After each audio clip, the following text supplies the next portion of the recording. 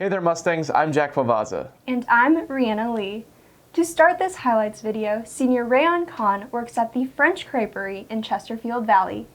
Rayon and his boss spoke with reporter Harris Ellington about how he got started and how he has found a passion for cooking. I always liked baking and cooking growing up, and then one fateful day, me and my mom got signed up for like a cooking class here, talked to the boss, asked for an interview, she gave me one, got the job, and ever since then, just like being in the kitchen, just making crepes, it's been really fun. And I think the best part would be one of the people I work with, and then just overall making crepes. It's really fun.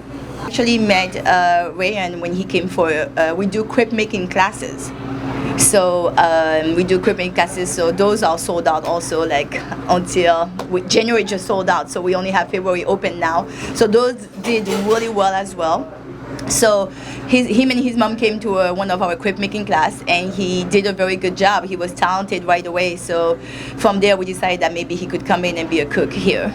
Growing up, I always liked cooking. It was also especially during COVID when we had nothing to do. I'd just be cooking and baking with my mom. And so the crepe part comes in the fact that I was like, I've never done crepes in my life. And then when I did it, I made a pretty good crepe. And I was like, this is pretty fun. I like it. It's also like a really unique restaurant. We only have like 2 creperies, I think, in St. Louis as a whole. So I think the reason why I enjoy the crepe making process and like this job is just because like I always had a passion for cooking. Back at the MHS kitchen, the Best Buddies organization has a cooking class that allows students to interact with other students that may not be exactly like them. Reporter Dailey spoke with participants of this class to see how the experience impacts them. Marquette Best Buddies program has a cooking class that allows an immersive experience for the students at Marquette. Now let's hear from Miss Minks, the teacher that runs the class. I think Mrs. Roussan actually started the class, but it started because of the Best Buddies group, which is like a national or nationwide group. Oh, I feel like this is like what makes some of these students' day. Like I definitely think this is something a lot of these students really look forward to, and it can make their day so much better. But I have to say, I'm not supposed to pick favorites, but I do think this is like one of my favorite classes. It is so much fun just to like see everybody be so happy, seeing everyone interact. It's a very fun class. If you want to be like interacting with students that might not be exactly like you and might be just a little bit different, this is totally the class for you. So much fun. We make Rice Krispie treats. It's a fun class. I recommend it to everyone, every student in the school. We're making Rice Krispie treats Christmas trees.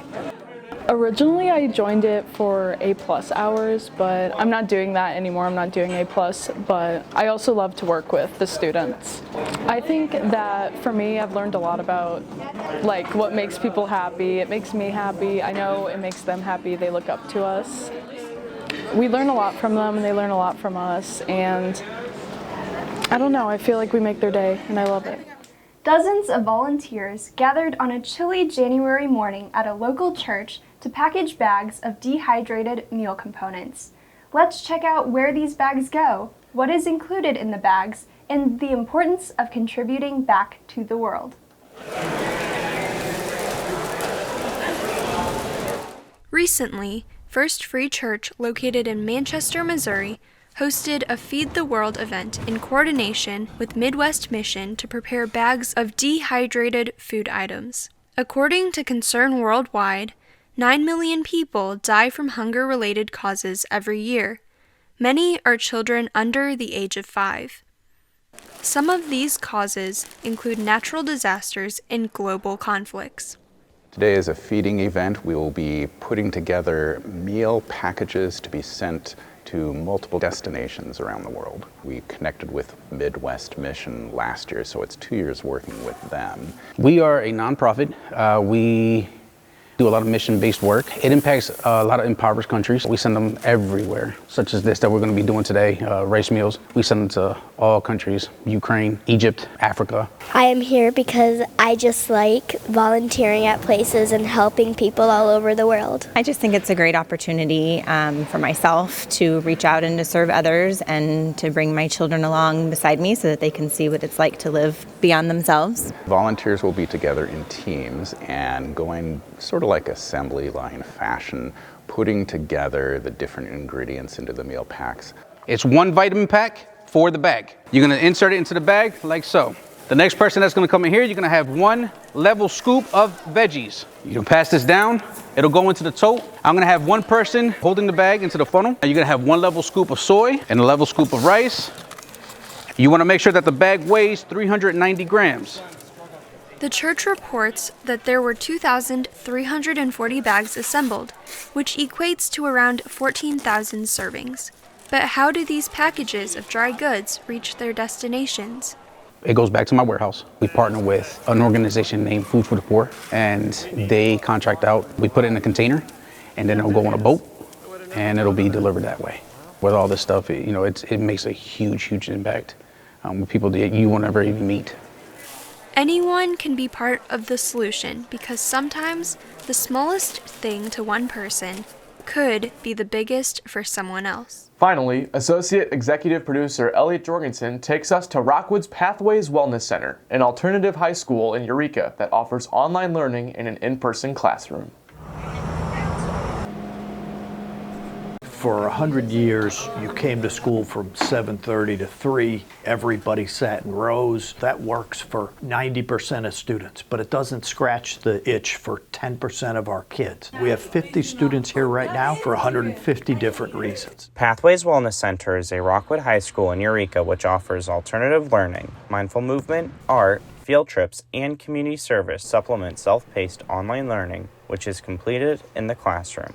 Davidson Ames, sophomore, moved to Pathways after his freshman year at MHS. I was not really keeping up with any of my school. I needed more of a quiet place to just catch up with myself and then just a place where I can stay on pace. If I went back to Marquette, the teacher, they all saying gonna focus all these different students like at the same time, they try to work with you and do your type of style of learning. They ain't gonna try to work with somebody else and do their type of style of learning because there's a lot of people there. That's it, like Pathways, I ain't gonna fake it. If you wanna get yourself back up and back on your feet, yeah. Dana Campschrader, counselor, was on the committee that helped create Pathways. And when I was hired here, I was having conversations with Mr. Minicello about what my role would look like and things like that. And I was like, oh yeah, and can I bring my bunnies? And he said yes. So I just thought it would be a really good opportunity. Sometimes you don't want to talk to people and you just want to hold something fuzzy and have something to love on. So I thought that would be really good for the kids who just needed a minute, and it has proven to be something that everybody really enjoys. Campschrader and Minicello reflect on their favorite part of Pathways and how it may impact the future of Rockwood. I just think that Pathways has done a really good job of blending how important the soft skills are with the education. We try to put mental health first and make sure that everyone can show up to work on time, listen to a boss, take accountability, all of those skills you need to transition out into the world. And then also we're getting academics as well at the same time. So I think that balance is really important. I would love to see that seep into our traditional schools too. I think more and more students are going to look for something to supplement their traditional education or just for something that meets their learning style. Everything's going to grow and expand. I think 5 years from now, things will have changed more than the last 25, for sure.